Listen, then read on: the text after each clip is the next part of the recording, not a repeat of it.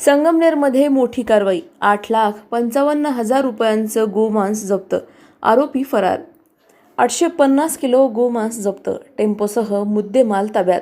LCBची धडक कारवाई. संगमनेरमध्ये मोठा भंडाफोड. अहिल्यानगर जिल्ह्यातील संगमनेर शहरात स्थानिक गुन्हे शाखेने मोठी कारवाई करत अवैध गोमांस साठ्याचा भंडाफोड केला आहे. गुप्त माहितीच्या आधारे कादरीनगर परिसरात छापा टाकण्यात आला.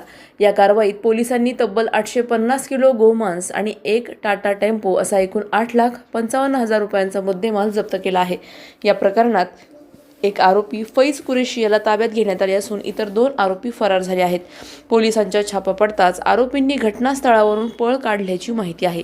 या प्रकरणी संबंधित कायद्यानुसार गुन्हा दाखल करण्यात आला असून पुढील तपास सुरू आहे.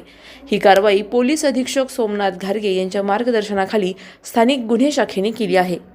प्रतिनिधी जाकीर शेख, अहिल्यानगर. अधिक माहितीसाठी स्टार इंडिया 1 न्यूज पाहत रहा. चॅनलला सबस्क्राईब करा आणि अशाच अपडेट्ससाठी बेल आयकॉन दाबा.